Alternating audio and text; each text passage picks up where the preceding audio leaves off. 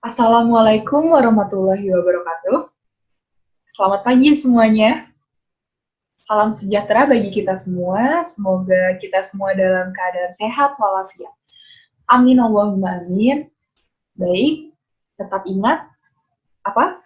Tetap di rumah aja ya. Bila memang kamu harus keluar rumah sebentar untuk sebuah keperluan, pastikan mengikuti protokol ya demi keamanan dan kesehatan kamu. Oke? Nah, oke, selanjutnya sebelum kita memulai pembelajaran hari ini, ada baiknya kita membaca doa terlebih dahulu agar pembelajaran hari ini dapat berjalan dengan lancar dan ilmunya dapat bermanfaat bagi kita semua. Amin. Baik, berdoa sesuai dengan kepercayaan masing-masing, berdoa dipersilahkan.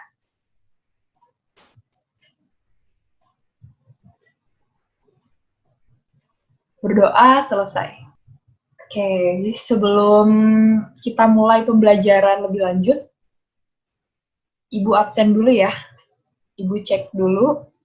Oke, jumlah partisipannya sebanyak 36, berarti hadir semua ya. Wah, keren nih. 11 MIPA 4 keren banget. Nah, di sini Ibu mau tanya nih. Ada yang tahu bab setelah hidrokarbon apa? Ada yang tahu? Iya, benar. Benar. Termokimia. Oke, kita akan mempelajari materi baru, yaitu bab kedua, termokimia. Ya. Nah, sebelumnya nih, ada yang tahu termokimia itu apa? Belum tahu ya? Oke. Nah, dalam termokimia kita akan mempelajari mulai dari perpindahan energi, kemudian sistem, lingkungan, lalu kerja, kalor, perubahan entalpi, dalam keadaan exotherm, endotherm, sampai masuk ke dalam perhitungan. Mulai dari konsep, hari ini kita akan mempelajari konsep terlebih dahulu, kemudian minggu depan kita akan mempelajari perhitungan termokimia. Oke? Nah, di sini Ibu akan menyampaikan target nih. Target kita hari ini insya Allah bisa tercapai tiga targetan ini nih, 3 indikator. Yang pertama, Ibu mengharapkan kalian dapat mengaitkan konsep sistem dan lingkungan dengan reaksi exotherm dan reaksi endotherm. Kemudian yang kedua diharapkan dapat mengidentifikasi perbedaan reaksi exotherm dan reaksi endotherm. Kemudian yang ketiga, kalian diharapkan untuk dapat menentukan contoh dalam kehidupan sehari-hari dari reaksi exotherm dan reaksi endotherm. Baik. Nah, kita awali dari definisi termokimia. Nah, termokimia itu apa sih? Baik, termokimia merupakan bagian dari ilmu kimia yang mempelajari tentang perubahan kalor dengan reaksi kimia atau proses-proses yang berhubungan dengan reaksi kimia. Kemudian di sini kita akan mempelajari persamaan termokimia, yang dimana persamaan termokimia ini hampir sama, hampir mirip dengan persamaan reaksi biasa.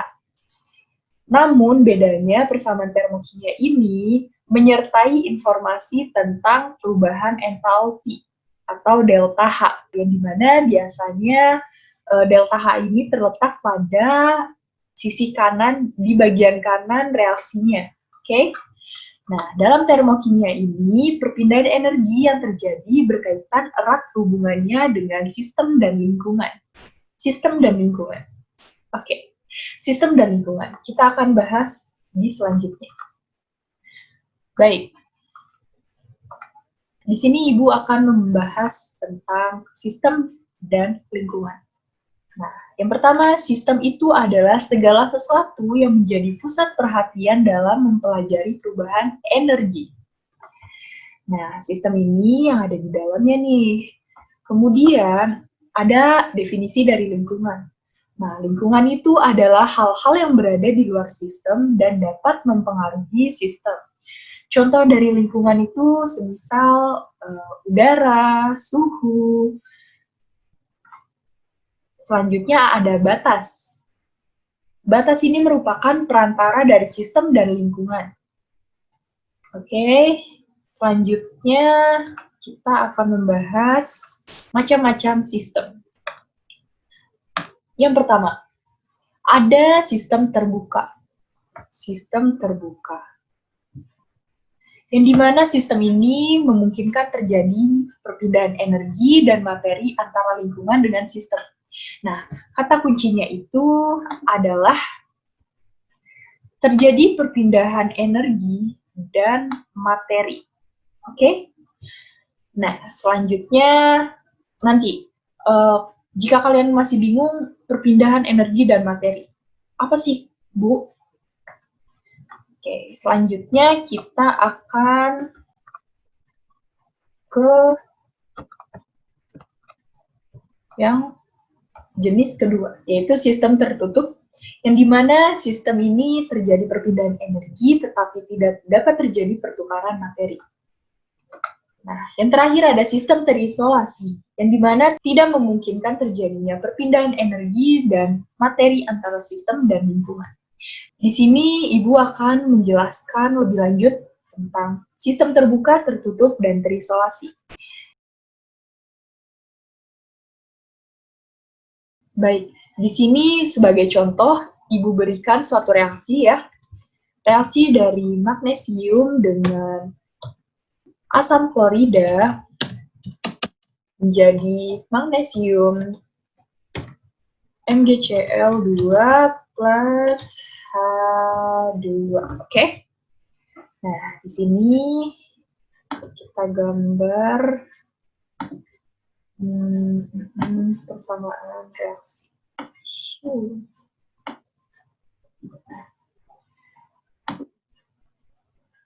Nah, Ibu kasih contoh reaksi dari magnesium dengan asam klorida menghasilkan produk berupa MgCl2 dan gas hidrogen. Nah, di sini dari persamaan reaksi ini sudah setara belum? Belum kan? Oke, di sini magnesiumnya terdapat satu, di sini juga satu, berarti sudah setara ya magnesiumnya. Kemudian Cl-nya ada 2, hidrogennya juga ada 2, berarti reaktannya di sini kita kasih koefisien 2. Iya enggak? Nah, oke. Sampai sini paham ya? Alhamdulillah paham. Oke. Nah, jika magnesium dengan asam klorida menghasilkan MgCl2 dan gas hidrogen, jika Ibu mereaksikannya dalam tabung reaksi terbuka, maka gas hidrogennya akan dapat keluar kan dari tabung reaksi. Nah, ya. Kemudian gas hidrogen yang keluar dari tabung reaksi menuju lingkungan. Nah, ini merupakan sistem nih. Ini merupakan sistem. Magnesium dengan asam klorida dan gas hidrogennya keluar nih. Gas hidrogennya keluar dari tabung reaksi. Nah, itu berarti terjadi perpindahan atau pertukaran materi. Gas hidrogennya keluar, kemudian segala materi yang terdapat di luar yang berada di lingkungan bisa dapat masuk ke dalam tabung reaksi karena sistem terbuka. Nah, kemudian apa itu perpindahan energi? Pada saat kita memegang tabung reaksinya itu berasa panas. Nah, itu terjadi perpindahan energi berupa kalor. Oke? Nah, selanjutnya jika reaksi yang tetap sama nih, dari magnesium direaksikan dengan asam klorida, menghasilkan MgCl2 dan gas hidrogen, kemudian Ibu reaksikan di dalam sistem tertutup, maka gas hidrogen akan tetap berada di dalam tabung reaksi, ya kan? Nah, akan tetapi energi atau kalor yang dihasilkan dari reaksi tersebut masih dapat terjadi. Karena pada saat kita memegang tabung reaksi, masih kita merasakan panas, oke? Nah, makanya sistem tertutup itu terjadi perpindahan energi, namun tidak dapat terjadi perpindahan atau pertukaran materi. Kemudian dengan reaksi yang masih sama, magnesium dengan asam klorida, Ibu reaksikan di dalam sistem terisolasi. Sistem terisolasi. Nah, tidak memungkinkan terjadinya perpindahan energi dan materi. Karena pada saat kita mereaksikan di dalam sistem terisolasi, contohnya seperti di dalam termos, nah itu tidak dapat terjadi perpindahan energi berupa kalor atau panas maupun perpindahan energi. Sampai sini paham? Alhamdulillah. Paham ya? Oke, kita next. Kita next. Nah, di sini ada yang tahu hukum satu termodinamika itu apa? Atau ada yang pernah dengar? Pernah. Nah, hukum satu termodinamika. Pada dasarnya, hukum ini merupakan hukum kekekalan energi yang menyatakan bahwa energi tidak dapat diciptakan dan dimusnahkan, tetapi hanya dapat diubah dari bentuk energi yang satu menjadi energi yang lain. Contohnya, ada yang bisa ngasih contoh? Baik, Ibu kasih contoh. Misalnya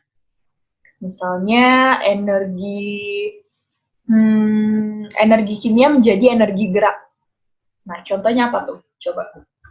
Dari energi kimia menjadi energi gerak. Ada yang tahu? Iya, benar. Motor. Ya, motor. Kenapa motor? Iya, benar. Karena motor itu dapat bergerak karena menggunakan bahan bakar berupa bensin. Iya, pinter. Good. Nah, itu salah satu contohnya ya. Contoh yang lainnya bisa kalian pelajari lebih lanjut melalui searching Google ya. Oke? Nah, selanjutnya kita akan membahas energi. Energi itu merupakan kapasitas untuk melakukan kerja yang dilambangkan oleh W kecil, atau menghasilkan kalor yang disimbolkan dengan huruf Q kecil. Oke? Nah, selanjutnya perpindahan energi antara sistem dan lingkungan terjadi dalam bentuk kerja atau bentuk kalor. Nah, energi yang dipindahkan dalam bentuk kerja atau dalam bentuk kalor yang mempengaruhi jumlah total energi yang terdapat dalam sistem adalah energi dalam. Disimbolkan dengan huruf U atau huruf E. Nah, di sini kakak menyimbolkannya dengan huruf U. Kemudian, terdapat rumusnya, yaitu delta U sama dengan U akhir dikurang U awal, atau U produk dikurang U reaktan. Good. Nah, delta U, karena perpindahan energi antara sistem dan lingkungan terjadi dalam bentuk kerja atau bentuk kalor, maka perubahan energi dalam dirumuskan dengan Q ditambah W. Kerja ditambah dengan kalor. Oke? Nah, di sini terdapat catatan. Yang pertama, sistem menyerap kalor, Q bernilai positif. Kemudian sistem melepas kalor, Q bernilai negatif. Selanjutnya sistem melakukan kerja, maka W bernilai negatif. Kemudian sistem dikenai kerja, yaitu W bernilai positif. Nah, apa sih? Kalian paham nggak itu dengan catatan tersebut? Belum ya, belum paham. Oke, di sini kakak akan mencontohkan soal. Nah, di sini terdapat soal, yaitu soalnya suatu proses berlangsung dengan sistem melepaskan kalor sebesar 100 kJ dan menerima kerja sebesar 250 kJ. Perubahan energi dalam sistem itu adalah, oke, kita pembahasan selanjutnya diketahui ini. Biasakan untuk mengerjakan soal tuh dengan diketahui, ditanya, lalu dijawab. Supaya mempermudah kalian dalam mengerjakan soal. Oke? Jangan lupa diketahui, ditanya, dijawab. Nah, di sini diketahui sistem melepaskan kalor sebesar 100 kJ. Nah, jadi sistem melepaskan kalor sama dengan Q-nya bernilai negatif. Maka besarnya kalor menjadi negatif 100 kJ. Kemudian sistem menerima kerja sebesar 250 kJ. Maka nilai kerja bernilai positif berarti sama dengan 250 kJ. Kemudian yang ditanya adalah perubahan energi dalam sistem. Delta E atau delta U, oke? Nah, selanjutnya kita jawab. Delta E sama dengan negatif Q ditambah W. Ya udah, langsung kita substitusiin aja nilainya. Negatif 100 ditambah 250 kJ, berarti perubahan energi dalam sistem sebesar 150 kJ. Oke, sampai sini paham? Paham ya? Nah, selanjutnya di sini kita akan membahas entalpi dan perubahan entalpi. Nah, entalpi itu apa sih? Entalpi merupakan jumlah energi yang dimiliki suatu zat dalam segala bentuk, dilambangkan dengan H. Entalpi suatu zat tidak dapat dirasakan besarnya, tetapi perubahan entalpi delta H dapat diukur. Rumus delta H diperoleh dari selisih antara entalpi produk dan reaktan. Nah, di sini perlu kalian ingat bahwa entalpi itu adalah H, sedangkan perubahan entalpi dilambangkan dengan delta H. Oke? Jangan sampai lupa. Oke, sampai sini paham? Ibu lanjutkan ya. Nah, di sini delta H sama dengan entalpi produk dikurang entalpi reaktan. Kemudian perubahan entalpi zat sama dengan harga kalor reaksinya, baik dalam wadah tertutup maupun wadah terbuka. Maka delta H-nya sama dengan kalor reaksinya. Jika reaksi kimia melepas kalor sebesar Q, maka entalpi zat akan berkurang sebanyak kalor yang dilepaskan. Maka nilai delta H negatif Q. Kemudian jika sistem menyerap kalor sebesar Q pada akhir reaksi, maka entalpi sistem pada akhir reaksi akan bertambah sebanyak kalor yang diserap, maka delta H bernilai positif Q. Oke? Sampai sini paham ya? Kalau melepas itu negatif, kalau menyerap dia positif. Oke, selanjutnya di sini kita akan membahas tentang faktor-faktor yang dapat mempengaruhi harga atau nilai perubahan entalpi.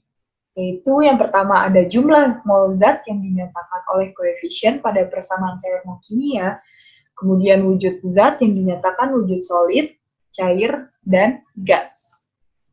Contohnya, yang pertama, pada pembentukan 1 mol air dari gas hidrogen dan gas oksigen pada suhu 25 derajat Celcius, pada tekanan 1 atmosfer dilepaskan kalor sebesar 285 kJ.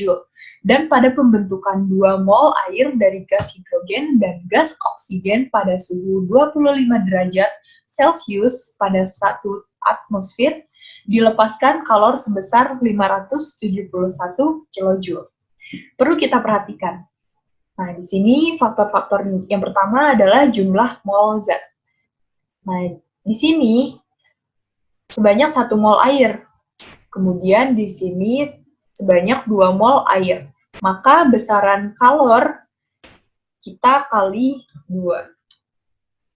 Sampai sini paham? Oke. Nah, selanjutnya pada pembentukan 1 mol uap air dari gas hidrogen dan gas oksigen pada suhu 25 derajat Celcius, tekanan 1 atmosfer dilepaskan kalor sebesar 240 kJ. Sedangkan bila yang terbentuk air dalam wujud cair dilepaskan kalor sebesar 285,5 kJ per mol. Jadi di sini wujud zat juga mempengaruhi harga perubahan entalpi.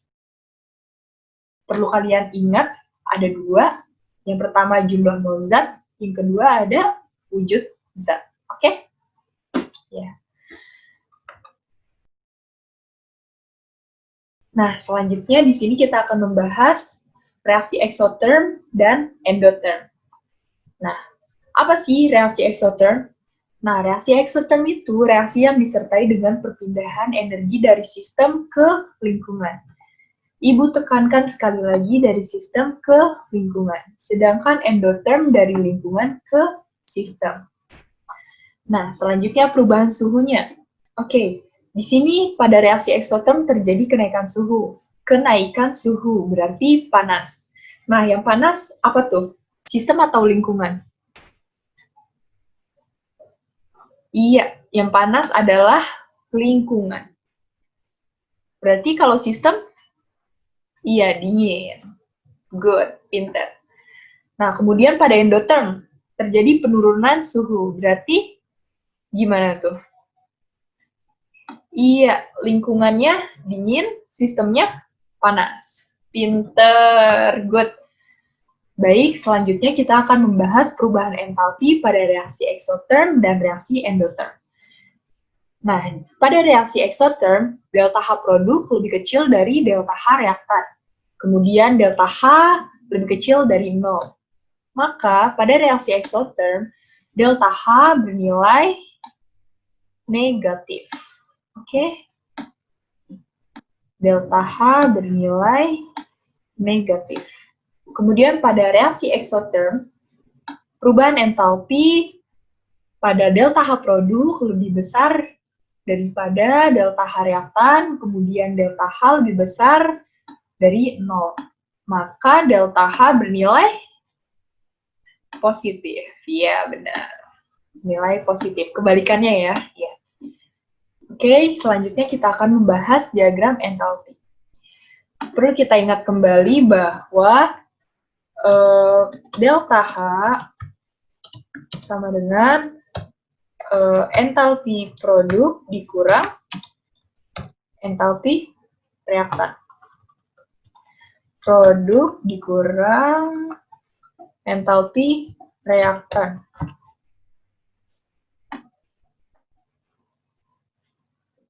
Nah, kita perlu ingat kembali ya bahwa delta H sama dengan entalpi produk dikurang entalpi reaktan. Coba di sini kita perhatikan diagram entalpi eksoterm. Dari grafik reaksi eksoterm ini dapat kita ketahui bahwa entalpi produk lebih kecil daripada entalpi reaktan. Maka nilai delta H kurang dari 0, ya kan? Oleh karena itu delta H bernilai negatif. Nah, begitupun pada diagram endoterm yang dimana entalpi reaktan lebih kecil dibandingkan entalpi produk. Nah, entalpi produk dikurang entalpi reaktan. Entalpi produknya lebih besar dibandingkan entalpi reaktan. Maka nilai delta H lebih besar dibandingkan 0. Jadi, delta H bernilai positif. Nah, sampai sini paham? Ya, insya Allah paham ya. Nah, selanjutnya kita akan membahas tentang, nah ini. Ini yang menarik. Oke, the last, yang terakhir. Yang terakhir, nanti Ibu kasih kalian soal latihan. Sebelum kalian kerjakan, kalian dapat menonton 2 video ini dulu ya. Nanti Ibu share di grup WhatsApp. Nah, soal latihannya ini. Nanti ini Ibu akan share di grup kelas. Kemudian